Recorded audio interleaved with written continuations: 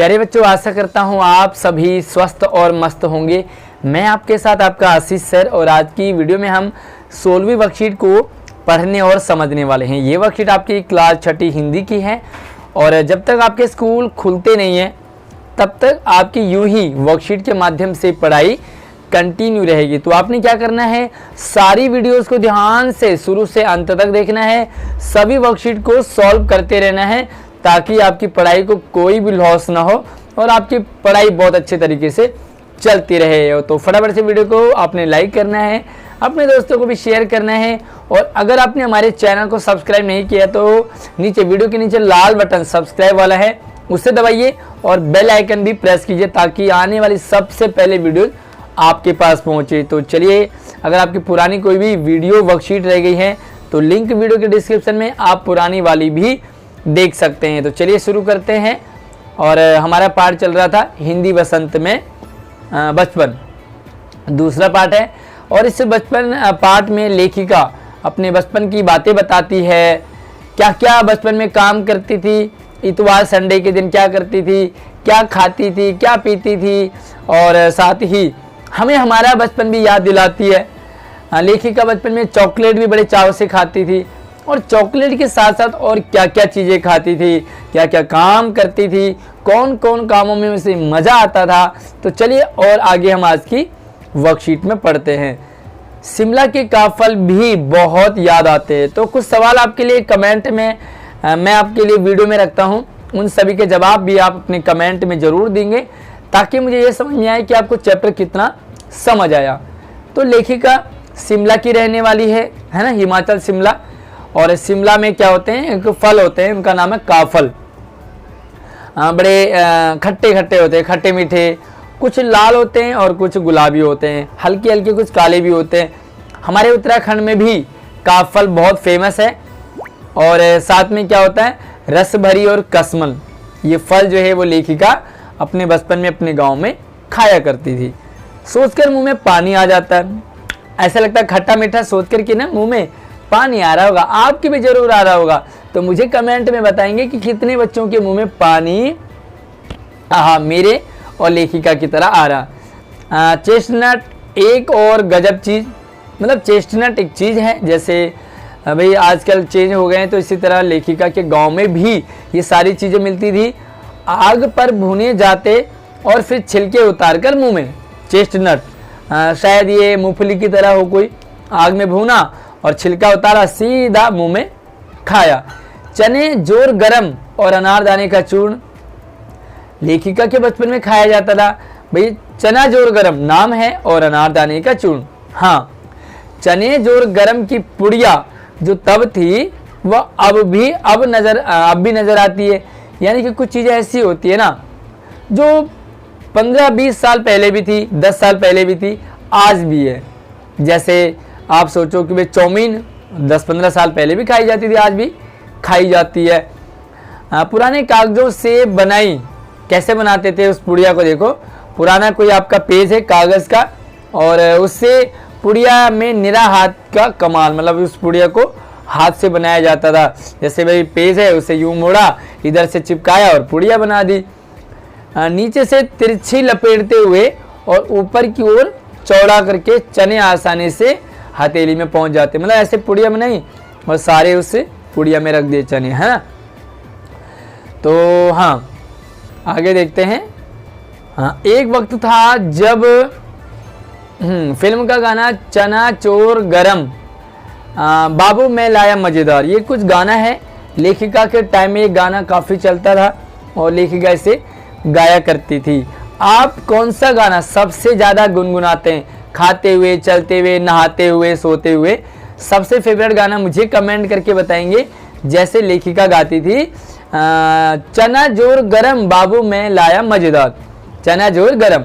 उन दिनों स्कूल के हर एक बच्चे को ये याद था, ये वाला गाना, है ना। जैसे आपको भी कोई गाना आजकल याद होगा तो आप मुझे कमेंट में ज़रूर बताएंगे आपको कौन सा गाना सबसे अच्छा लगता है। कुछ बच्चे पुड़िया पर तेज मसाला बुरकवाते, कुछ बच्चे कहते हैं और मसाला डाल दो, पूरा गिरजा मैदान घूमते तक या पुड़िया चलती, मतलब जो पुड़िया है ना चने वने उसमें रखें, खूब उसमें नमक मसाला मिलवाया और फिर खाते खाते खाते घूमते थे। एक एक चना पापड़ी मुंह में डालने और कदम उठाने की खास एक लय रफ्तार होती। मतलब एक दाना खाया, एक कदम बढ़ाया, एक दाना खाया, एक कदम बढ़ाया, तो बड़ा एक मज़ेदार सा होता था। छुट्टन में हमने शिमले रिज पर बहुत मज़े किए। तो लेखिका जहाँ शिमला में रहती थी वहाँ पर कोई जगह है रिज, है ना। जैसे आपके इलाके में भी कोई फेमस जगह होगी जहाँ पर कि आप संडे को जाते होंगे, तो यहाँ पे रिज है और वहाँ पर क्या होता है, घोड़े की सवारी। वाह, घोड़े की सवारी शिमला के हर एक बच्चे को कभी ना कभी यह मौका मिल ही जाता था। शिमला में घोड़े ज़्यादा होते हैं ना, तो हर बच्चा उसमें घोड़े की सवारी कर ही लेता है। हम जाने क्यों घोड़ों को कुछ कमतर करके समझते। देखो भाई, घर की मुर्गी दाल बराबर होती है ना, वहाँ घोड़े बहुत होते हैं तो वो घोड़े हल्के में लेते हैं। जहाँ हाथी ज़्यादा होंगे तो हाथियों को कम लेंगे। राजस्थान में ऊँट ज़्यादा है तो ऊँटों को हल्के में। हमने ऊँट देख लिया तो हम कहते ओ माय गॉड, ऊँट आ गया, है ना। उन पर हंसते थे हम। ननिहाल के घोड़े खूब हृष्ट पुष्ट थे और खूबसूरत थे, ताकतवर भी थे और सुंदर भी थे। उनकी बात थी कुछ और थी, तो उनकी बात फिर कभी करेंगे। तो लेखिका अपने गांव की बातें, अपने शिमला की बातें, अपने बचपन की बातें हमें बताती है। तो आपने किन की सवारी की है? घोड़े की है, हाथी की है, ऊँट की है, किसी बकरे की भी करते हैं ना। तो आपने किसकी सवारी की है मुझे कमेंट करके बताएंगे।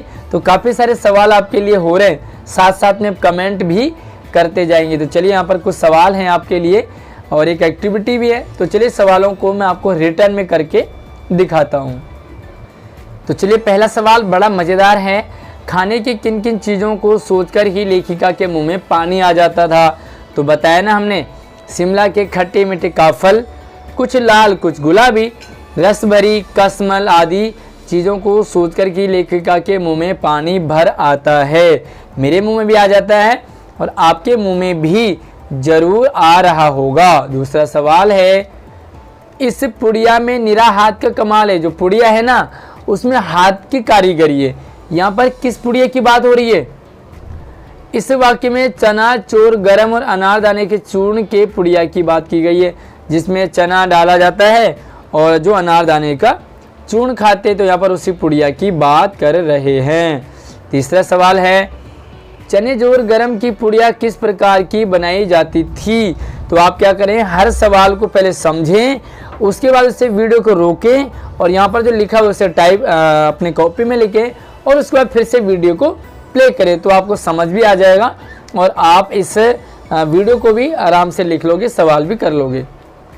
चने जोर गरम की पुड़िया को नीचे से तिरछा लपेटा जाता है और ऊपर से चौड़े वाले भाग को बंद कर दिया जाता है ताकि उससे चने गिरे ना, है ना।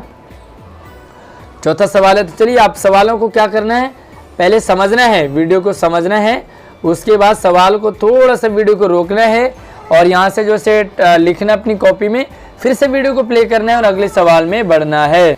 तो चलिए चौथा सवाल, लेखिका के बचपन के समय कौन सा गाना हर बच्चे को आता था? तो चलिए गाना लिख लेते हैं। लेखिका के बचपन के समय फिल्म का चना चोर गरम, बाबू में लाया मज़ेदार चना चोर गरम गाना हर बच्चे को आता था। तो ये वाला गाना भी आपको समझ आ गया होगा और आप कौन सा गाना ज़्यादा गाते हैं वो भी आपको याद होगा। तो चलिए आप अपना गाना मुझे कमेंट में बताएंगे ताकि मैं भी जानूं कि आप कौन सा गाना सबसे ज़्यादा गाते हैं। शिमला के हर बच्चे को कभी न कभी यह मौका मिल ही जाता था। यहाँ पर किस मौके की बात की गई है? यहाँ शिमला के हर बच्चे को घोड़ों की सवारी के मौके की बात की गई है। घोड़े की सवारी मिल ही जाती है ना। आपने घोड़े की सवारी नहीं की होगी क्योंकि आप शिमला के नहीं हैं। शिमला के होंगे तो आप भी घोड़े की सवारी करोगे। अगला सवाल है, लेखिका के ननिहाल के घोड़े कैसे थे?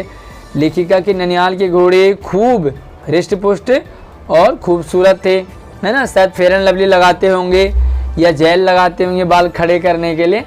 तो काफ़ी स्मार्ट भी थे। आपने देखे स्मार्ट घोड़े? घोड़े भी स्मार्ट होते हैं, सिर्फ फ़ोन ही फ़ोन स्मार्ट नहीं होता, है ना। चलिए अगला सवाल है, एक्टिविटी है मज़ेदार। क्या आपने कभी किसी घोड़े, हाथी, ऊंट आदि की सवारी की हो? तो बताइए आपका अनुभव कैसा रहा।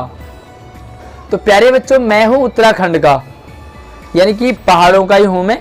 और जैसे लेखिका ने घोड़े की सवारी की है, वैसे हमारे गांव के नज़दीक में एक शहर पड़ता है। तो इससे चले से किस तरह से लिखोगे, देखो हमारा गांव पड़ता है उत्तराखंड में रामनगर के पास में, और वहाँ पर क्या होते हैं, हाथी बहुत होते हैं, है ना। उत्तराखंड में जिम कॉर्बेट नेशनल पार्क के पास में हाथी की सवारी बहुत ज़्यादा होती है। तो मेरा एक्सपीरियंस है, हाथी की पीठ पर बैठते समय बहुत डर लगता है। जब आप हाथी की पीठ में बैठोगे ना, तो आपको लगता है मैं अभी गिरूं। लेकिन जब पीठ पे बैठ जाओ, उसके बाद बड़ा मज़ा आता है। फिर हाथी होली होली होली चलता है, तो हिचकोले खाते हुए उसकी सवारी का बड़ा मज़ा आता है। और इतनी ऊंचाई, यानी हाथी की हाइट बहुत ज़्यादा होती है, तो गिरने का भी डर बना होता है। तो आपने किसकी सवारी की है, उसका आप लिखोगे यहाँ पर, हाथी की जगह चेंज कर दोगे। और अगर आप उत्तराखंड के हैं तो आप हाथी का भी लिख सकते हैं। और वीडियो को लाइक करके शेयर कीजिए, हमारे चैनल को सब्सक्राइब कर लीजिए, ताकि आने वाली वीडियो सबसे पहले आपको पहुँचे। धन्यवाद।